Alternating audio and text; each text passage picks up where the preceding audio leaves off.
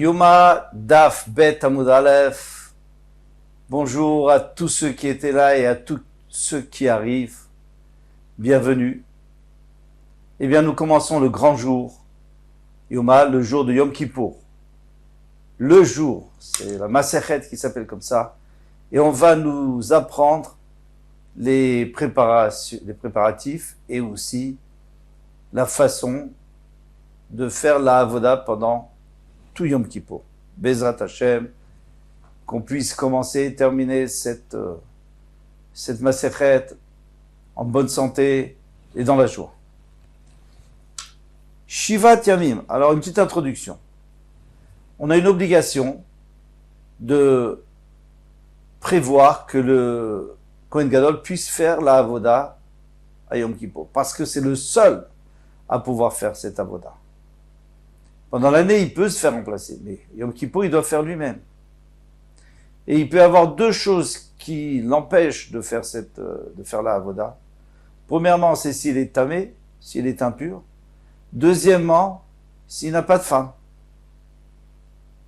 Parce qu'elle est nifteret, par exemple, Chazou Shalom. Donc il faut prévoir. Shivat Yamim Kodem Yom Kippourim. 7 jours avant Yom Kippourim, Mafrishim Kohen Gadol mi Beto. Eh bien, on sépare le Kohen Gadol de sa maison. Et on le met où? Les Lishka de Paredrin. Dans les Lishka de Paredrin. C'était une chambre dans le Beth Amikdash et qui s'appelle Paredrin. Maintenant, pourquoi est-ce qu'on le sépare de sa maison? De peur qu'il devienne tamé. Alors, en réalité, un jour pourrait lui suffire. Bon, alors il peut devenir tamé par un sheretz, il peut devenir tamé par un mort, et dans ce cas-là, c'est 7 jours. Donc c'est dangereux. Et donc on le sépare complètement et on le met au Beth Amikdash. Mais en Lishkat Paredrin, c'était une chambre. Normalement, il n'aurait pas le droit de dormir, parce qu'on n'a même pas le droit de s'asseoir au Beth Amikdash. Alors dormir à plus forte raison. Alors, il y a plusieurs réponses qui ont été données. Une réponse, c'est que cette lishka, cette chambre, elle est attachée au Beth Amikdash, mais elle est en dehors, dans le chol. Deuxième réponse, elle est à l'intérieur, mais elle a une porte qui donne vers l'extérieur. Troisième réponse, c'est parce que à partir du moment où on l'a créé pour cela, eh bien, il a le droit de dormir là-bas. Ou matkinin lo Kohen acher tartav. Et alors, on lui prévoit un autre Kohen qui puisse le remplacer au cas où il deviendrait tamé. Shema yera bo psoul, de peur qu'il devienne pasoul. Par exemple, s'il a tumat keri. Donc on a un Kohen de rechange. Rabbi Yehuda Omer, Rabbi Yehuda dit, Afisha acheret matkim lo. Mais il faut aussi lui prévoir une autre femme. Parce que imaginez-vous qu'elle meurt, cette femme, juste avant Yom Kippour. Qu'est-ce qu'on fait maintenant? Ou pendant Yom Kippour. Shema tamutishto. Chez Neymar, il est dit, Vechiper ba'ado ba'ad beto. Et il doit se pardonner et pardonner sa femme. Parce que beto, sa maison, beto, zuishto. C'est une façon de dire sa femme. Puisque la femme, c'est elle qui est le pilier de la maison. Alors, il faut voir comment il peut faire, parce qu'il n'a pas le droit d'avoir deux femmes, parce qu'il y a écrit Ishto. Alors, il y aura tout un système dans la Gemara pour voir comment on peut faire, pour qu'il puisse avoir une assurance d'avoir une femme, sans en avoir deux. Maintenant, parce que Bezrat Hashem, la première femme ne va pas mourir, bien sûr. Maintenant, il y en aurait une autre solution. C'est, au cas où elle meurt, eh bien, on prend le deuxième Kohen, puisqu'on a prévu un Kohen. Et le deuxième Kohen, lui, c'est sûr qu'il est marié. En tous les cas, il devrait être marié. Alors, c'est quoi le problème? C'est que on peut pas enlever un Kohen si lui est devenu tamé, eh bien, on le met de côté, on n'a pas le choix, c'est de sa faute. Plus ou moins. Mais si c'est la femme qui est nifteret, il peut rien faire, le pauvre. Alors, il vaut mieux ne pas l'enlever et trouver une autre femme. Amroulo, imken en davar sof. Alors les Chachamim ont dit, non, on n'est pas d'accord avec toi. Parce que si tu dis qu'il faut lui trouver une femme, parce qu'elle va mourir, et peut-être que la deuxième femme va mourir aussi. Alors qu'est-ce que tu me dis? Il y a moins de probabilité. Alors moi je te dis aussi qu'il n'y a pas de probabilité. Il n'y a pas beaucoup de probabilité. Encore que quelqu'un devienne tamé, c'est quelque chose d'assez fréquent. Mais que quelqu'un perde sa femme juste le jour de Yom Kippour, il n'y a pas beaucoup de probabilité. Alors toi tu dis que tu crains, alors dans ce cas-là il faut lui préparer 2-3 femmes. Et alors, il n'y a pas de fin. Mishnah. Pourquoi est-ce qu'on appelle ça l'ishkat parédrin? Alors on verra dans la Gemara que parédrin c'était les serviteurs du roi. Et on verra le rapport avec le Kohen Gadol plus loin. Gemara, Nanatam. On a enseigné là-bas. Shivat Yamim Kodem Srefat Apara. Alors, puisque déjà on parle de prévoir le Kohen Gadol 7 jours à l'avance, on va parler d'un autre cas où il faut aussi prévoir le Kohen qui va brûler la Paradouma. La Paradouma, eh bien, le Kohen va... Alors, comment ça se passe? On prend la Paradouma, on la porte à Ramishra, c'est-à-dire à Arzetim, d'abord on lui fait la Shrita. On la brûle, et la cendre mélange avec de l'eau de source, et avec ça, on a de l'eau de Paradouma, ça s'appelle Mechatat, qui vont permettre de purifier ceux qui ont touché des morts ou ceux qui sont tamémet. Maintenant, Shivat Yamim Kodem Srefat Apara.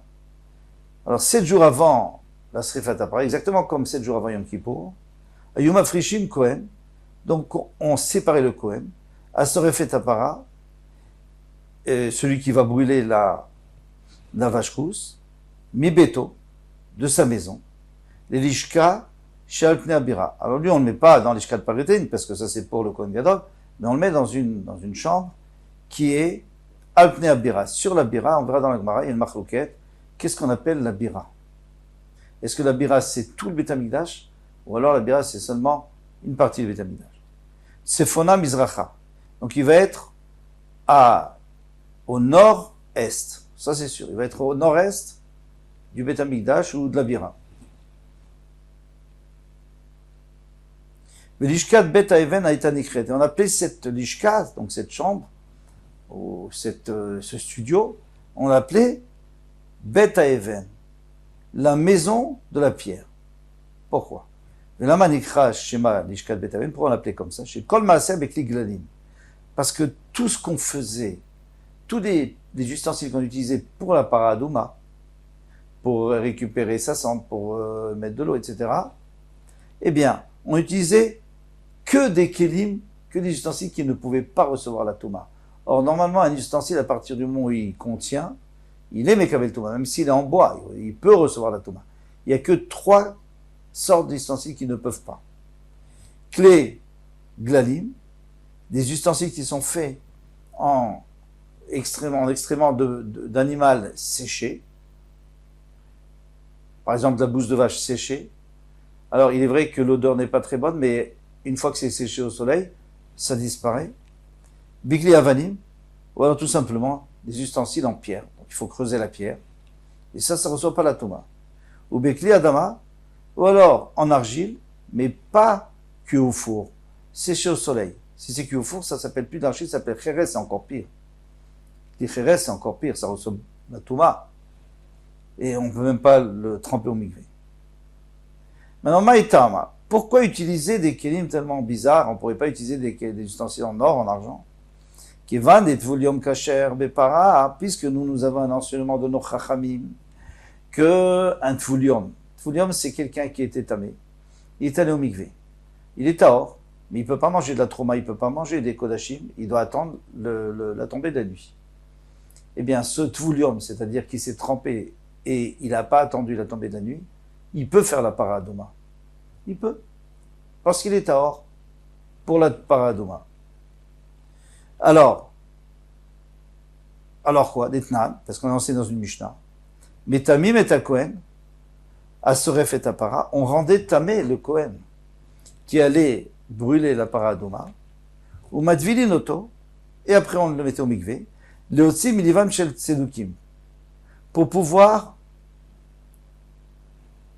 faire sortir du cœur des Tzedokim. Shayomrim, qu'est-ce qu'il disait? Bemeorevé Shemesh, Hashemesh Aetanisit. Que s'il y avait un Kohen qui était allé au mikvé, il fallait attendre la tombée de la nuit pour pouvoir faire la paradouma.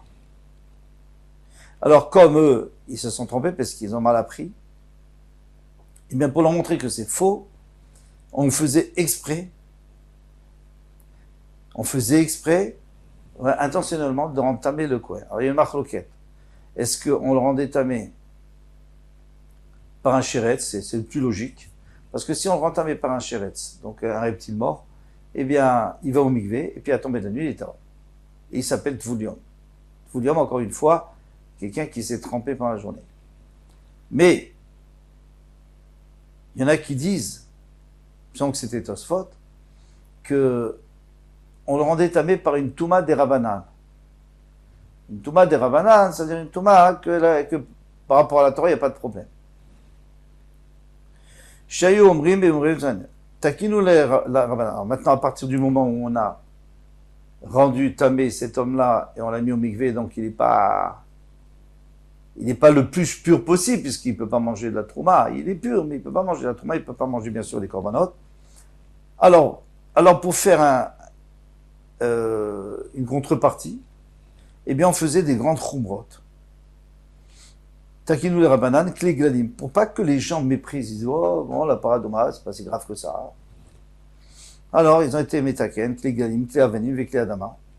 Dès lors, Mekablé, Thomas il faut dire, qui peuvent pas recevoir la Thomas. C'est pas qu'ils sont pas tmim, c'est que jamais ils sont tmim. C'est-à-dire que on montre que la paradouma c'est tellement quelque chose de kadosh qu'on utilise des ustensiles qu'on est sûr à 1000% qui sont théories.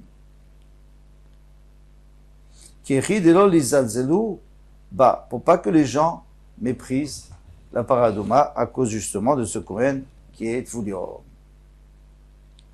Très bien. Demande à Gmara, pourquoi tu me dis que il va passer les 7 jours dans la petite chambre qui est au nord-est, qui va de Khatati, puisque c'est un Khatat.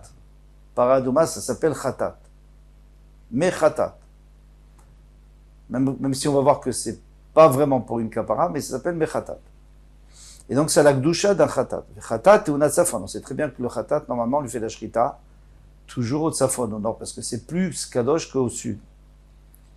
Et en plus, ça c'est pour le nord, mais qu'est-ce qui se passe avec l'est? Effectivement, ba el nochach neo el moed. Il y a écrit que celui qui fait la paradouma, donc sur Aramishra, sur Arazetim, qui est en face du Beth Amikdash, en face, un peu loin, eh bien lui doit se tourner vers le Beth Amikdash. Or la porte du Beth Amikdash, l'entrée du Beth Amikdash, c'est à l'est. Donc lui, on va lui mettre dans la tête qu'il doit se tourner vers l'est et qu'il doit aussi penser au nord. Pourquoi penser au nord? Quel rapport? Puisque là, la paradouma, on l'a fait pas du tout dans le Beth Amikdash. Et tandis que le Khatat, on le fait que dans le Beth Amikdash. Il n'a même pas le droit de sortir. Takinou la Rabbanan, Nishkat Sefona Mizrachat. C'est pour ça que les Khamim ont institué une chambre à l'est, au nord-ouest, nord-est, qui est d'élever les Ekera pour qu'ils se souviennent que premièrement, il doit se diriger vers le Mizrach, et deuxièmement, et surtout, plutôt premièrement, qu'il doit faire très attention parce que c'est comme un khatat, c'est très kadosh. Maï bira. Dans la Gemara, qu'est-ce qu'on appelle bira? Amarava, Baba Chana, Amarabi Yochanan. Alors je ne sais pas si vous avez remarqué, on retrouve nos chachamim qu'on n'avait plus vus depuis longtemps dans Shkalim. En tout cas, ça nous met plus à l'aise. Makom Haya Be'arabayit.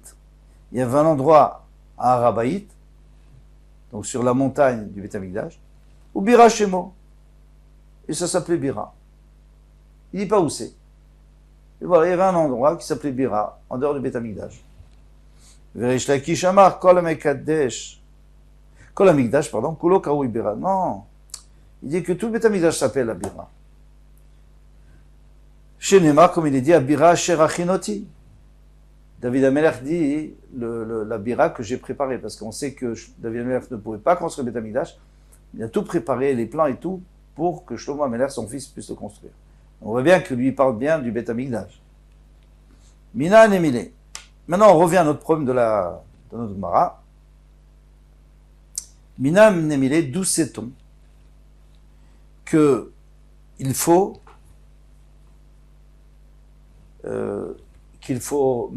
séparer le Kohen Gadol de sa maison ainsi que le Kohen qui va brûler la para. Amar Rav Minyomi bar Chilkia. Rav Minyomi bar Chilkia, Amar Rav Marcia baride, Amar Rav Yochanan, Amar Kra, le pasuk a dit, Kasher asa bayom hazeh, tziva Hashem la'asot lechaper alechem. Alors, de quoi parle ce pasuk? Il parle d'autre chose, tout à fait différent. C'est la première fois qu'on a inauguré le Beth Amikdash, le Mishkan. Donc, Hachem a dit à Moshe Rabbeinu, sépare Aaron et ses enfants de chez eux et qu'ils soient pendant 7 jours. Ça s'appelle les 7 jours de Milouim. Les jours de Milouim, de début de la Avoda dans le Beth Amikdash. Et donc, le 8e jour, ils ont apporté les korbanot. Le problème, c'est que il y a un passouk en trop. Puisqu'il y a écrit, Mi petach Ohel Moed, je vous lis, Lotetseu Shivat Yamim. Pendant 7 jours, vous ne sortirez pas du Ohel Moed. Bon, alors on a compris que les Kohanim doivent rester dans le Ohel Moed pour pouvoir commencer le travail. Et après, il y a écrit, Kasher asa bayom hazeh tziva Hashem la'asot lechaper alechem. Comme il a fait ce jour-là, Hashem a ordonné de faire pour être mechaper sur vous. Est-ce qu'on parle encore de l'inauguration? Non. Il n'y a pas de raison. On a déjà parlé de l'inauguration. Alors, qu'est-ce qu'on va apprendre ici? Il y a écrit la asot. La asot. Et l'ouma a ses parents. Kasher tziva Hashem. Comme Hashem a ordonné la asot de faire dans un autre endroit. C'est quoi l'autre endroit? C'est Maasepara. C'est la para d'Ouma. Les chaper. La kapara, c'est quoi? Et l'ouma, c'est Yom Kippourim. Yom Kippourim. Par définition, les chaper, c'est priorité Yom Kippourim. Donc on peut apprendre 2 nouveaux cas de ce cas-là. Mais la Gemara ne va pas être d'accord avec ça. Pourquoi? Parce que Bishlama Kulekra Beparalometukam. Ok, je suis d'accord avec toi qu'on ne peut pas parler que de Paradouma. Pourquoi? Les chaper, tu fais ce qu'il écrit, les chaper. Ou para lav bat kaparaï. Et la para, Adouma, elle ne vient pas pour être mechaper. Elle ne vient pas pour être mechaperet. Et maintenant, si vous me dites, bien sûr qu'elle vient pour être mechaperet, parce qu'il y a écrit qu'elle vient pour être mechaperet, pour pardonner son fils, c'est-à-dire le Hegel, pour pardonner les bénis d'Israël sur la vonne à Hegel. Donc tu peux dire que c'est pour une kapara. Répond le Rachach d'une très belle réponse, il dit, d'accord, c'est vrai qu'une des raisons de Paradouma, c'est pour la kapara, mais c'est quoi son but principal? C'est quelqu'un qui est Tavémet, et donc pour le purifier. Donc on ne peut pas appeler ça. On ne peut pas dire que c'est pour la kapara qu'elle vient. Même sans kapara, elle doit venir, on en a besoin. D'accord. Donc, je suis d'accord avec toi que le pasuk peut être entièrement dédié à la paradoma. Et là, il m'a coulé, krab yama kippurim tiv. Mais nous avons qu'à dire que tout le pasuk parle de Yom Kippourim. En réalité, c'est très logique. C'est une question qui saute aux yeux. Puisqu'il y a écrit les chaper, alors on sait très bien, la sot, les chaper, pour être mechaper sur Yom Kippourim. En vrai, ils ont répondu, Yalif tziva, on fait une xerashava. Parce qu'il y a écrit Kasher tziva comme Hashem a ordonné, et puis dans un autre endroit, il y a écrit comme Hashem a ordonné, c'est-à-dire où? Tzivacha ici, dans Yemei Milouim, dans les jours qui précédaient l'inauguration du Mishkan. Qu'est-ce qu'on a vu ici? Eh bien, on a vu Tziva. Tziva Hashem. Naasot. Qu'Hashem a ordonné. Donc, le mot Tziva. Et on va revoir ce mot. Tziva, là-bas aussi, il y a écrit Zot Rukat Torah. Voici la loi qui est un chok, c'est-à-dire c'est une loi qui est pas compréhensible de la Torah. Asher Tziva Hashem, les morts qu'Hashem a ordonné en disant, c'est quoi? C'est la paradouma. Donc on voit qu'on peut faire une xerashava. Une xerashava, ça veut dire que lorsqu'il y a 2 mots qui se ressemblent, dans 2 endroits différents, eh bien c'est pour nous apprendre que les didymes de l'un va va s'appliquer au nidim de l'autre. Malalan para, de la même manière que là-bas, la para adouma, on parle de la para adouma. Afkan para, alors ici aussi, on va apprendre pour la para adouma. Puisqu'une fois il y a écrit Tsiva dans la para adouma, et l'autre fois il y a écrit Tsiva dans Milouim, eh bien on va apprendre pour la para adouma que il faut Yaksal Mendin. Ou Makan Prisha, de la même manière que ici, dans le cas de Milouim, bien sûr, il faut éloigner le Kohen pendant 7 jours. Aflalan Prisha, alors ici aussi, il faut éloigner le Kohen pendant 7 jours. Voilà pour ce premier mood. Bon Hashem. À demain, Bezrat Hashem.